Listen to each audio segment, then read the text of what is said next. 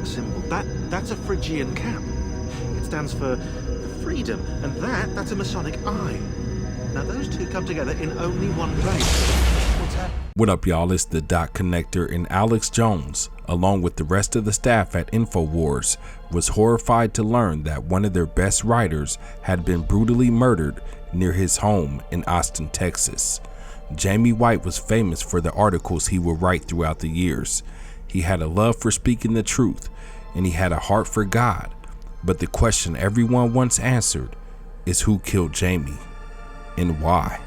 Officers responded to a shoot, stab, hot shot, which is a high priority call for service. The victim was pretty expediently transported by EMS to a local hospital. Unfortunately, the victim, an adult male, was pronounced deceased at the hospital at approximately 12:19 a.m. And are you releasing whether it's a shooting or a stabbing or? Just not at this time. Just said that there was obvious trauma, signs of trauma, and one person is deceased. Jamie was murdered last night outside of his home, just a few miles away from our studios. Was Jamie targeted by evil globalists because of the important role he played in this information war?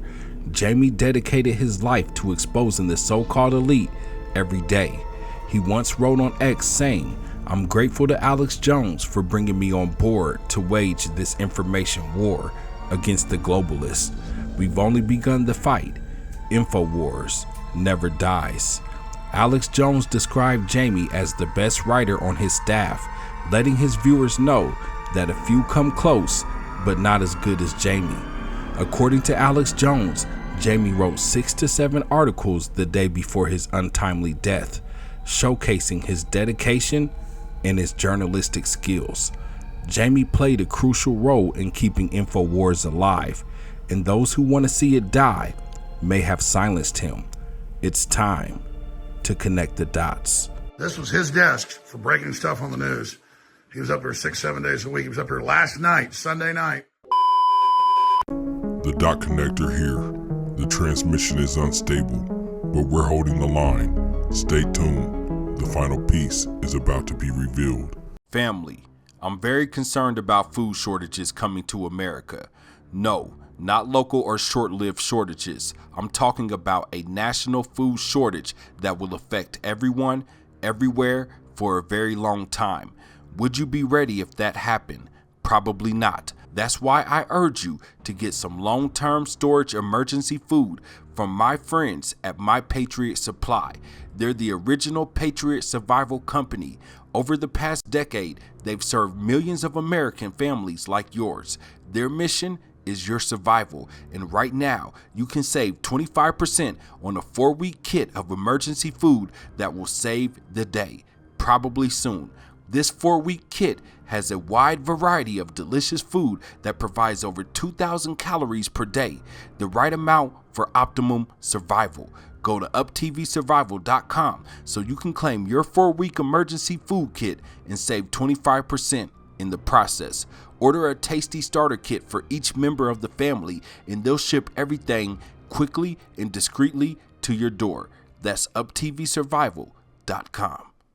Welcome back. You survived the blackout.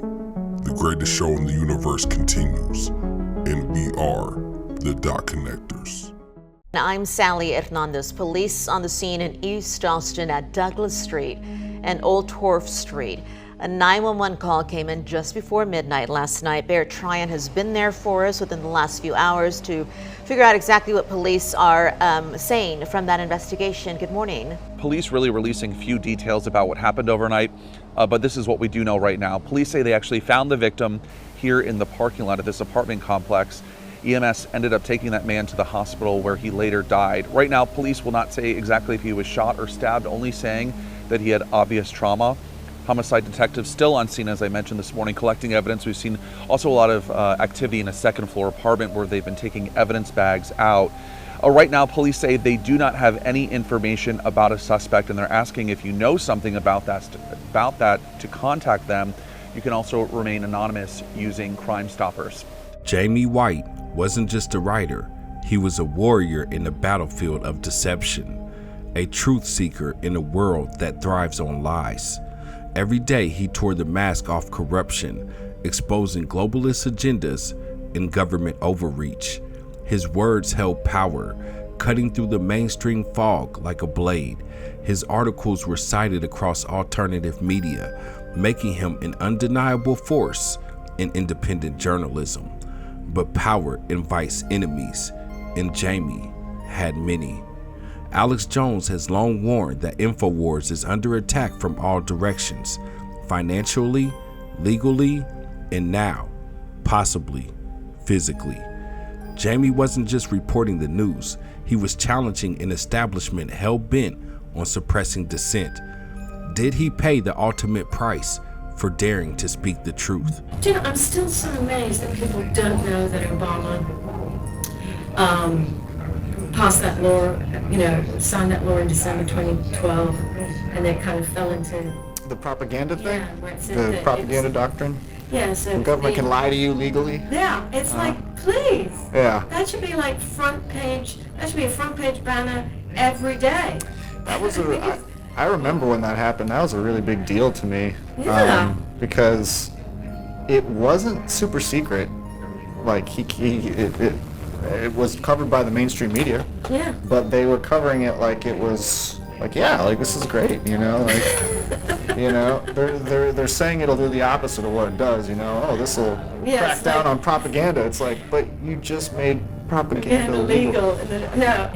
But that's how they're so successful, in part because that kind of gaslighting is just so, like, a normal person, just who is like apolitical or doesn't follow this stuff, like, they're just so assaulted with the inverted version of what they're saying, but they just like come to believe it, because surely they wouldn't lie to such a degree that it's like the polar opposite. Most people don't like think that way, so. This was no ordinary murder.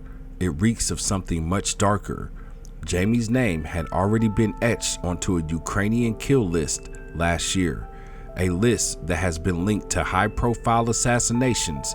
Many who found themselves on that list have since met violent ends. Was Jamie's murder another name checked off the list? Tucker Carlson, never one to dismiss the sinister underbelly of geopolitics, raised an unsettling question. An Alex Jones staffer was just murdered 2 days ago, who was on some list put together by the Ukrainian government. He was murdered outside of his house. I don't think it's crazy to think, given the number of assassinations they've pulled off or attempted, that he was killed by them. Jones himself pointed to a disturbing pattern. Austin has seen 8 murders in the first 2 months of this year alone. Could this surge in violence be a smokescreen, a convenient backdrop for something far more calculated? On June 12, 2024, Jamie posted a chilling message on X. I'm on the Ukrainian Enemies List due to my work at InfoWars and with @RealAlexJones on the Ukraine proxy war. The group who compiled this list is tied to the U.S. State Department, USAID, CIA, and George Soros. It is very suspicious. I mean, there have been 8 murders in the first 2 months of the year in Austin. And so it's very interesting and very, let's just say, concerning that out of a city of several million people, one of the 8 to be killed is our, I think the crew admits, hands down best writer, who was heavily exposing Soros and USAID and the rest of them. And again, the police won't tell us. They said the call was a hot shot, stabbing or shooting, which means critical, serious situation.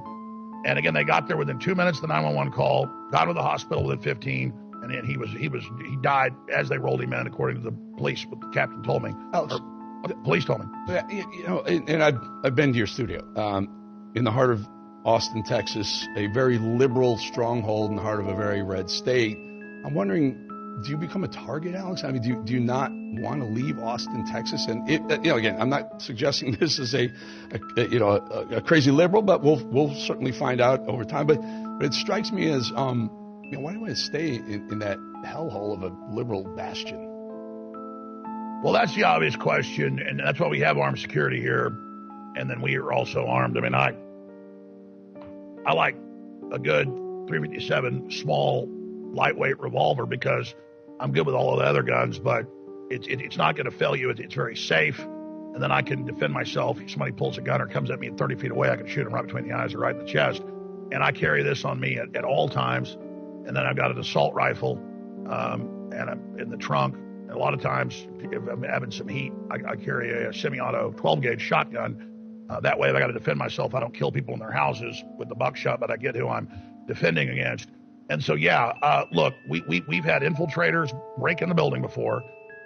We've had total deep state operation. We got documents recently that the Justice Department was funding all the fake lawsuits against me and all the garbage. We're going to be releasing that soon.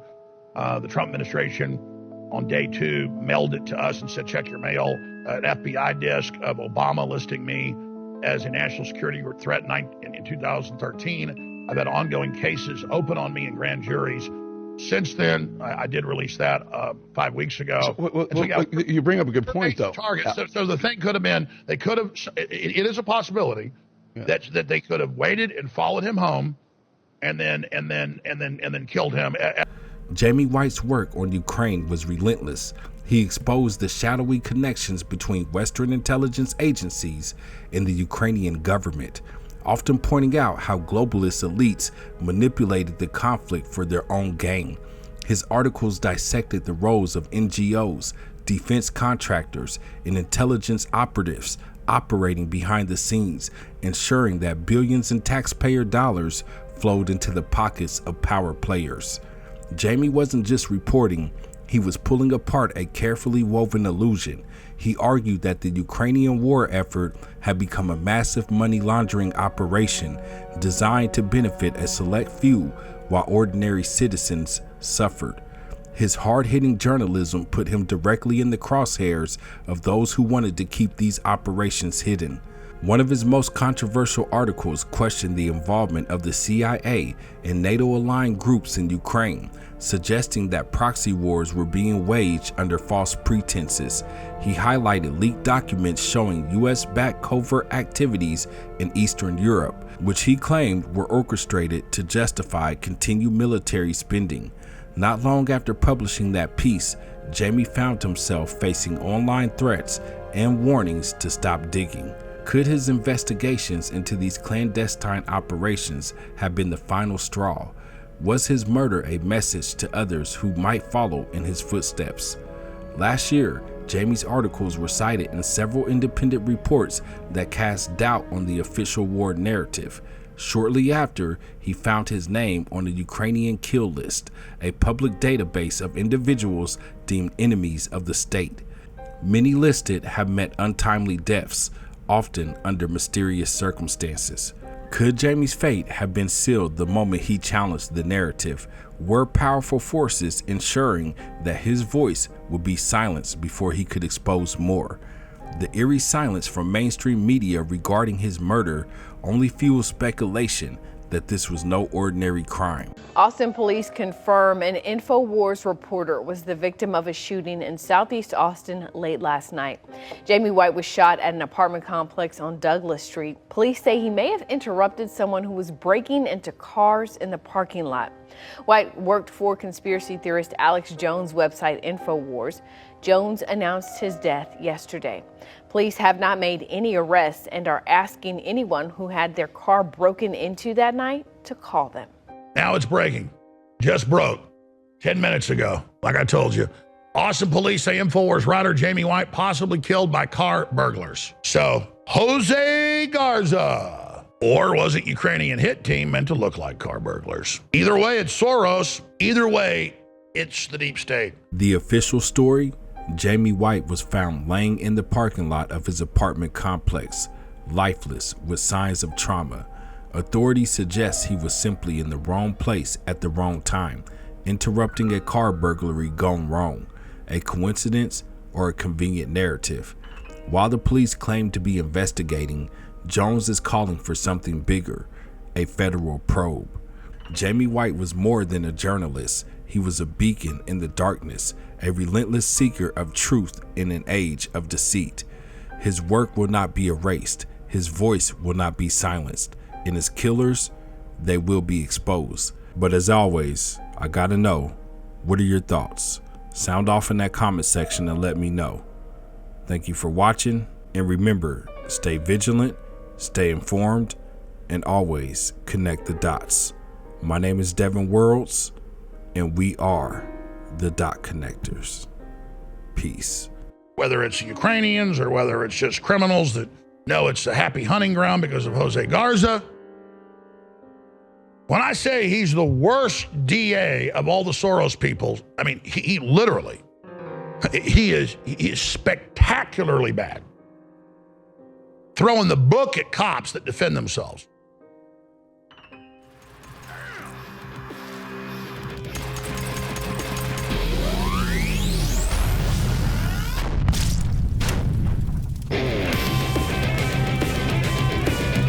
The New World Order is no more.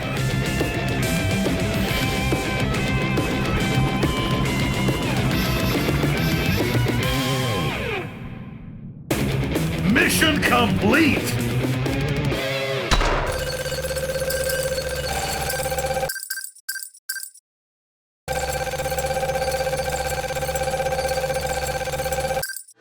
New record.